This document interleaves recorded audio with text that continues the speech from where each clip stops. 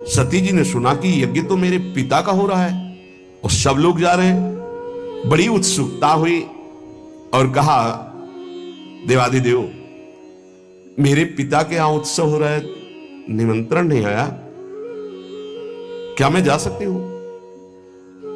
वामदेव, मैंने सुना है इस समय इस शरीर के पिता और आपके ससुर बड़ा भारी यज्ञ उत्सव कर रहे हैं, सब निमंत्रण में जा रहे हैं, हम भी चले? क्योंकि अपने आत्मियों से मिलने का मन करता है। मैंने देखा इन विमानों में हमारी बहनें भी थी जो अपने पतियों के साथ थी, बड़े सुंदर गहने आदि धारण किए हुए प्रसन्न मुद्रा में जा रही थी। बहुत समय हो गया मैंने अपनी मां को नहीं देखा, उत्सुकता हो रही है हमको भी। शिव कल्याण में ब्रह्म ऋषियों के द्वारा रचा हुआ महाश्रेष्ठ यज्ञ हो रहा है। वैदिक मंत्रों से भगवान श्री हरि की प्रधानता है, चलना उचित होगा। अजन्मा प्रभु, आप ही जगत की उत्पत्ति हेतु और पालन करने वाले, मुझे पता है आप ही त्रिगुणात्मिका माया के सृजन करता है। मैं आपसे प्रार्थना करती हूं, बहुत दीन हो रही हूं, क्या आप मुझे मेरे पिता के पास ले चलेंगे, माता के दर्शन कराएंगे, यज्ञ का उत्सव में सम्मिलित होने का सौभाग्य मिलेगा? कुछ नहीं बोले भगवान से। काहे नीलकंठ, आप जन्म रहित हैं, अजन्मा हैं, आप में भले उत्साह ना हो, पर मेरा जन्म हुआ है, वो मेरे मां पिता है, मैं दर्शन करना चाहती हूं, उनसे मिलना चाहती हूं। देखो ना आकाश में कैसे राजहंस जैसे उड़ते विमान और उनमें हमारी बहनें जा रही हैं। ऐसी अवस्था में कौन ऐसा होगा जो अपने माता पिता के उत्सव में सम्मिलित ना हो? प्रभु, हो सकता है आपको ऐसा उत्तर देने का मन हो कि उन्होंने निमंत्रण नहीं दिया, तो पति के गृह, गुरु के पास और माता पिता के यहां बिना निमंत्रण के जाना चाहिए, शास्त्रीय सिद्धांत है। ये अंबा जी कह रहे, सती जी कह रहे, भर्तुर गुरुर देह कृतश्च केतनम। गुरु के गृह में, पति के घर में और माता पिता के पास बिना निमंत्रण के जाया जाए, ऐसा शास्त्रीय सिद्धांत। निमंत्रण आए तो खास बात नहीं है, बिना निमंत्रण के भेजा है, गुरु के यहां, पति के यहां और माता पिता के यहां। इसलिए आप शायद ये कहना चाहते हो कि निमंत्रण नहीं आया तो मैं नहीं लिवा चलूंगा, तो सिद्धांत है, आपको हमारी इच्छा की पूर्णता करनी होगी। और आपको मैं याद दिला देती हूं कि आपने मुझे अर्धांग में विराजमान किया है, मैं उसी सम्मान को आपको याद दिला रही हूं कि मैं आपकी अर्धांग हूं। याचना करती हूं, अनुग्रहित कीजिए, मुझे हमारे माता पिता के पास भेज दीजिए। सती जी की बात सुन करके भगवान शंकर थोड़ा मुस्कुराए, कहा, सुंदरी, तुमने ठीक कहा कि बिना निमंत्रण के भी जाया जा सकता है। तो योदितम शोभनमेव शोभने अनाहुता अप्यभियंति बंधुषु ते यदुत्पादित दोष दृष्टयो बलीय सानाम्य मदेन मन्युना। यद्यपि माता पिता, पति और गुरु के यहां बिना बुलाए जाना चाहिए, सिद्धांत है, पर तदपि विरोध मान जहां कोई, तहां गए कल्याण न होई। यदि माता पिता तुम्हारे वैर मानते हो तो फिर नहीं जाना चाहिए, फिर नहीं जाना चाहिए। देहाभिमानी मद क्रोध से प्रबल हुआ, यदि वो अपमान करता हो तो फिर नहीं जाना चाहिए। यह सिद्धांत वहां चलता है जहां देहाभिमान रहित होकर के, मद रहित होकर के, दोष द्वेष रहित होकर के वो जो रिश्ते हैं उनका पालन किया जाता है। विद्या, तप, धन, सुदृढ़ शरीर, युवावस्था, उच्च कुल, ये 6 गुण है, पर अभिमान आ जाए तो यही 6 दुर्गुण बन जाते हैं और उसका नाश कर देते हैं। ये 6 गुण अवगुण जब बन जाते हैं तो महापुरुषों का अपराध करा देते हैं और वो नष्ट हो जाता है जो महापुरुषों का अपराध करता है। मुझे लगता है यदि तुम अपने माता पिता के पास जाओगे तो वो तुम्हें आदर नहीं देंगे, मेरे संबंध के कारण भाव चढ़ा कर देखेंगे। ऐसी अवस्था में तुम सुख नहीं पाओगे। देवी, बाणों से बिन जाने पर उतनी पीड़ा नहीं होती जब प्रियजनों के द्वारा अपमान होता। सत्य कठिन जाति अपमाना। जब अपने परिकर के, अपने प्रेमी जन, अपने संबंधी तुम्हें सम्मान नहीं करेंगे और रोष भरी दृष्टि से या उपहास करेंगे, तब तुम्हारा जीना मुश्किल हो जाएगा। इसलिए हृदय को शांत करो और इसी कैलाश में ही रहो। सती जी को भगवान शिव की बात अच्छी नहीं लगी। क्यों? क्योंकि ममता जागृत हो गई तो ममता रत सन ज्ञान कहानी फिर नहीं समझ में आती। मानो सती जी ने कहा कि अगर आप एक बार खड़े होकर प्रणाम कर लेते हमारे पिता को तो समस्या ही नहीं होती, पूरा झगड़ा इसी से तो हुआ। भगवान शिव अंदर की बात जान कहते, सुंदरी तुम ये कह सकती हो कि परमोन्नति को प्राप्त दक्ष प्रजापति पद पर जब विराजमान थे तो आप खड़े होकर प्रणाम क्यों नहीं किया? तुम मेरी आश्रिता हो इसलिए मैं तुम्हें बता रहा हूं, ये खड़े होना, हाथ जोड़ना, प्रणाम करना, नमस्कार करना, ये देहाभिमानियों का व्यवहार है। ब्रह्मबोध संपन्न महापुरुष उसी आत्मस्वरूप वासुदेव का सम्मान करते हैं, बाहरी प्रक्रिया नहीं। अहंकार का पोषण अहंकार शून्य महापुरुषों के द्वारा नहीं होता। इसलिए मुझे लगता है तुम्हें नहीं जाना चाहिए। सुमध्य में ये नम्रता दिखाना, प्रणाम करना, हाथ जोड़ना, ये केवल व्यवहारिक क्रिया है। अगर अंदर के वासुदेव को नहीं पहचानता तो ये सब नाटक हो जाता है। तत्वज्ञानियों द्वारा उसी आत्मस्वरूप वासुदेव का सम्मान होता है, बाहरी देहाभिमानी का नहीं। विशुद्ध अंतःकरण का नाम वासुदेव है, अपने स्वरूप में स्थित होना सबसे बड़ा सम्मान है। ये भगवान ज्ञान स्वरूप शिव का, मैं उसी वासुदेव में निरंतर स्थित रहता हूं, इसलिए न किसी को नमस्कार न किसी को प्रणाम। इसलिए अगर तुम्हें लगता हो कि मैंने तुम्हारे पिता का अपराध किया तो बिल्कुल नहीं। मैं देहाभिमानी को प्रणाम नहीं करता, देह में विराजमान उस आत्म तत्व को नमस्कार करता हूं और वो मैं हूं। इसलिए किसको नमस्कार? कौन? इस समय सती जी को अच्छा नहीं लग रहा है ध्यान में। व्याकुलता देखिए। यदि तुम मेरी बात नहीं मानोगी और जाओगी तो संकेत में बता देता हूं ये तुम्हारे लिए बहुत ही हानिकारक होगा। क्योंकि जब प्रतिष्ठित व्यक्ति की आत्मीजनों के द्वारा अप्रतिष्ठा होती है, अपमान होता है, तो उसकी तत्काल मृत्यु का कारण बन जाती है। वो संकेत में बता दिया। भगवान शंकर शांत हो गए। ये देखकर सती जी को बिल्कुल अच्छा नहीं। खड़ी हुई एक बार देखती भगवान शंकर की तरफ कि अगर मैं जाती हूं तो ये रुष्ट हो जाएंगे, क्योंकि आज्ञा नहीं। एक तरफ विमानों की तरफ नहीं जाती हूं तो माता का दर्शन कैसे होगा, कैसे सुहृदजनों से मिलूंगी। बार बार एक क्रास चिंतन हुआ, हृदय चंचल हुआ। भगवान शिव की तरफ रुद्र दृष्टि से देखा और आंसू भी आ गए कि इन्होंने आदेश क्यों नहीं किया। समझ नहीं पा रहे अंबा। भगवान शिव कह रहे हैं जब प्रतिष्ठित व्यक्ति की अप्रतिष्ठा जहां होती है तो मृत्यु से बढ़कर दुखदायी होता है। हो सकता है मृत्यु हो जाए, इसलिए नहीं जाना चाहिए। क्रास चिंतन से ही क्रोध का भयानक स्वरूप आता है। देवी सती थर थर कांपने लगी। एक तरफ शिव प्रेम, एक तरफ मात पितृ प्रेम। रोष भरी दृष्टि से भगवान शंकर की तरफ देखा। प्रधक्षति वैक्षत जात वे पथो, शरीर कांप रहा। रुद्र दृष्टि से देखा। शोक और क्रोध ने बेचैन कर दिया कि आपने आदेश क्यों नहीं किया। और दांतों से ओठ दबाते हुए शिव जी की तरफ रुद्र दृष्टि करते हुए चल दी। और विचार किया मैंने कई बार इनसे प्रार्थना की इशारे से कि मुझे आदेश दे दो, पर आदेश नहीं दिया। ठीक है ना, दो आदेश में जा सकती हूं। देखो यहां त्रुटि हो रही। सदगुरु, प्रिय प्राणपति, पूज्यजन, बिना इनकी आज्ञा के कदम नहीं रखना चाहिए।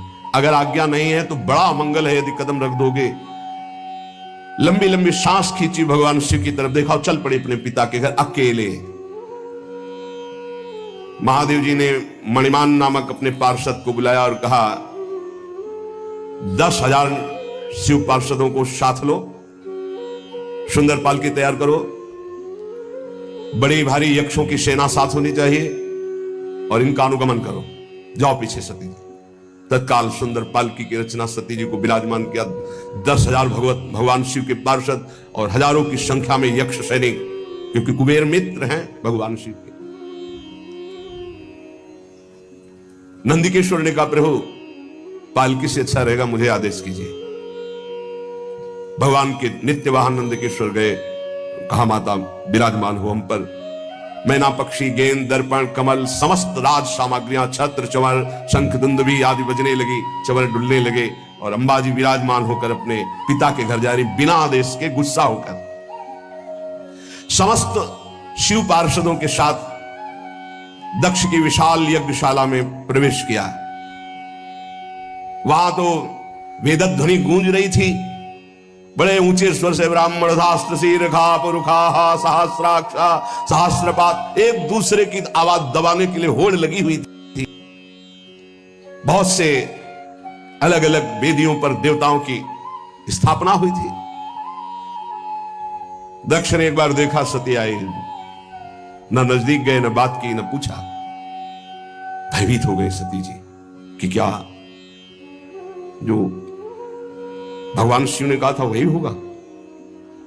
पिता ने देखा और कोई आदर नहीं दिया, बहुत घबरा गए। बहनों के पास गए तो ऐसे मुस्कुराते हुए कटाक्ष करते हैं, बिना निमंत्रण के आ गए। हमें तो निमंत्रण भी गया था, भेंट भी गई थी, लिवाने भी गए थे, शायद आपके यहां निमंत्रण तो गया नहीं होगा, कोई लिवाने तो गया नहीं होगा। बहुत चोट सती जी के हृदय में। एक केवल अगर प्यार से मिली तो माता मिली, गले से लग करके। गदगद हो गई सती जी माता के मिलने पर। सती जी ने पूरी यज्ञशाला में देखा, कहीं भगवान शिव का कोई स्थान नहीं। ये देखते ही माता के द्वारा मिला हुआ प्यार भस्म हो गया, हृदय जलने लगा। सर्वलोक महेश्वरी देवी शक्ति की अधिष्ठात्री अंबा, उन्होंने पूरे यज्ञ मंडप पे देखा, सब उत्साहित हैं, कहीं भी भगवान शंकर का कोई भाग नहीं। तो उन्होंने कहा, ऐसा नहीं हो सकता कि प्रभु से बढ़कर प्यार माता पिता का हो। अपार क्रोधाग्नि प्रकट हुई, ऐसा लगा संपूर्ण लोगों को भस्म करने के लिए अंबा ने ठान लिया है। कहा दक्ष, अब पिता नहीं कहा, पिताश्री नहीं कहा, दक्ष तुझे कर्मकांड के अभ्यास से बड़ा घमंड है, हमारे प्राण प्रीतम शिव से द्वेष करता है।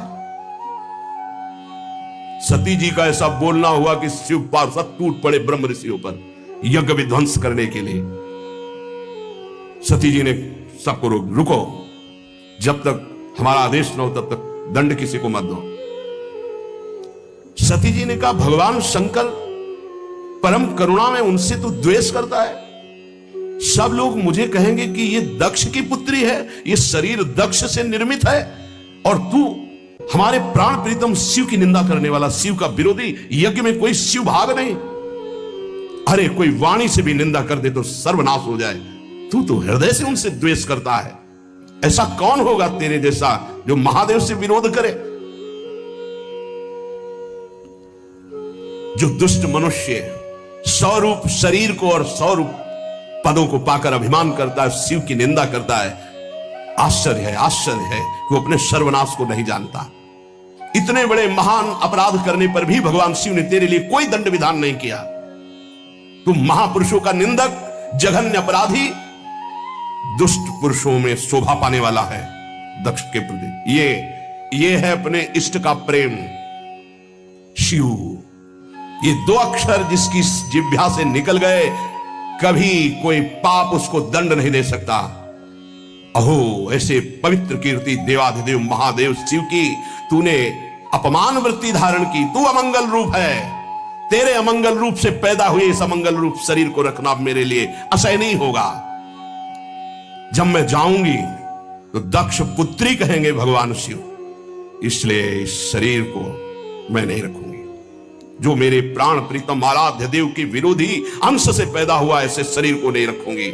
अरे निरंकुश, धर्म की मर्यादा का तूने विस्मरण कर दिया है। आश्चर्य यह होता है कि इष्ट का प्रेम कितना जोर का होता है। मात्र पितृ प्रेम से ऐसा लगा था कि भगवान शिव की अवहेलना करके सती जी आ रही, लेकिन हृदय में कितना गुह प्रेम अपने आराध्य देव के प्रति है।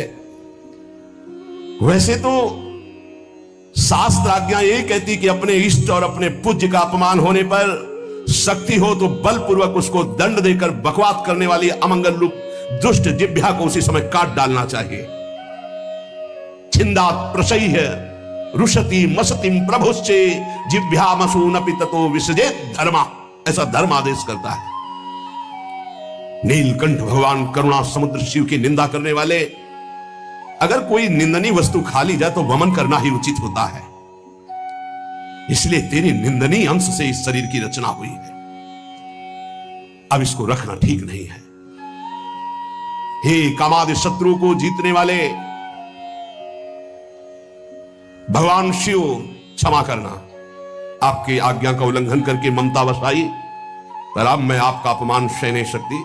आचमन किया, नया पीला वस्त्र धारण किया, आंख मूंदी, योगाग्नि का चिंतन किया, शिव शिव शिव शिव शिव। तत्काल श्री चरणों से अग्नि पैदा हुई और योगाग्नि में शरीर भस्म हो गया। क्योंकि अंबा है, नहीं रखूंगी ये शरीर, तेरा अंश है ये शरीर, ये तेरा अंश है। जब मैं जाऊंगी तो कहेंगे आओ दक्ष पुत्री, ये मैं बर्दाश्त नहीं कर पाऊंगी। अब सब कोई कहेगा ये दक्ष पुत्री सती है, इसलिए मैं अब इस शरीर को नहीं रखूंगी। तूने मेरे इष्ट देव का अपमान किया। जिस शरीर को भगवान शिव वामांग में विराजमान करते थे, महामनस्विनी सती ने तत्काल अग्नि की धारणा की, देखते देखते सबके बीच में भस्म हो गया शरीर। अब तो हाहाकार मच गया, क्योंकि रोकने वाले अब कोई थे नहीं। पार्षदों को सती जी ने ही रोका, भारी विध्वंस मचाना शुरू कर दिया। अब हदम रक्षम, ब्रह्म ऋषियों ने उच्चारण किया, ऐसे मंत्र का उच्चारण करके आहुति दी तो यज्ञ कुंड से रिभु नाम के महान प्रतापी दैवी शक्ति संपन्न प्रकट हुए, शिव पार्षदों को मार मार के खदेड़ना प्रारंभ कर दिया। यज्ञ विध्वंस नहीं कर सकते। ब्रह्म तेज संपन्न उन रिभुओं की आक्रमण शक्ति इतनी प्रबल हुई, भाग करके शिव पार्षद कैलाश में आए। इधर देवर्षि नारद जी पहले ही पधार चुके थे। देवाधिदेव महादेव जी की वंदना करके पूरी की पूरी सूचना तत्काल जटा पकड़ी, उखाड़ी और पटक दी भूमि पर। जे ही जटा उखाड़ कर पृथ्वी पर पटका, मानो आकाश को छूता हुआ ऐसा महावीर प्रकट हो गया। ना तो छाती की चौड़ाई दिखाई दे रही थी, ना शरीर की लंबाई दिखाई दे रही थी। ऐसा विराट महान, इतना विशाल था कि स्वर्ग से भी ऊपर उनका सिर हो रहा था। 1000 भुजाएं, श्याम वर्ण, सूर्य के समान चलते हुए 3 नेत्र, विकराल भयंकर दाढ़े, लाल लाल जटाए, हाथ में हजारों हाथों में अस्त्र शस्त्र। क्या आज्ञा है? भगवान शंकर ने कहा तेरा नाम वीर रुद्र है, तू उठ, मेरे संकल्प से प्रकट हुआ है, और जा दक्ष के यज्ञ को विध्वंस कर दे। और जिन ब्रह्म ऋषियों ने हमारे पार्षदों को दंड दिया, बलात् उनको दंड देकर के यज्ञ विध्वंस करके हमारे पास आओ। देवादिदेव भगवान शंकर की आज्ञा हुई तो वीरभद्र ने परिक्रमा की और चल दिया। उस समय वो जब चरण रखता था तो ऐसा लगता था भूकंप आ गया। ऐसा महान बलशाली भयंकर सिंहनाद करता हुआ कराल त्रिशूल हाथ में लेकर यज्ञ मंडप की तरफ दौड़ा, मानो काल दंड स्वयं पधार रहा हो। ऐसी गर्जना की यज्ञ मंडप में लगा कि आकाश से बिजली टूट गई और कैलाश से गर्जना प्रारंभ की।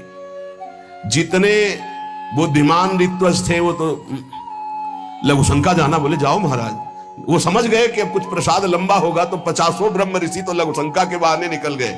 कहा तो इशारे की केवल जरूरत है। ब्राह्मण लोग जनेऊ पहनते ना, इसका मतलब होता है कि लघुशंका जाना। जो अपने तप अभिमान मंत्र बल के की पार्षदों को मार के मंत्र बल से भगा दिया था, वो वहां बैठे रहे। दक्ष प्रजापति को मूर्छा से आने लगी। अब ये तो लगा है कि सती जी भस्म हो गई हैं, तो सती के पति कुछ करेंगे जरूर। संहार मूर्ति भगवान रुद्रदेव के द्वारा ये जो वीरभद्र है, प्रलय कालीन की अग्नि के समान जटाएं फहराता हुआ, हजारों भुजाओं में अस्त्र शस्त्र लिए हुए, मानो तांडव कर रहे हो। भुजाओं के द्वारा ऐसे वहां पधारे और यज्ञ में आकर के गर्जना की, अट्टहास किया। जितने महात्मा ब्रह्म ऋषि सब बैठे थे वो सब एक दूसरे की तरफ देख रहे और शुरू कर दिया हरिओम हरिओम। वहां कुछ नहीं हो रहा है। अब पहले तो भगवान शिव ने कुछ संकल्प नहीं किया था, इसलिए दैवी रिभु प्रकट हुए। अब कुछ नहीं मंत्र से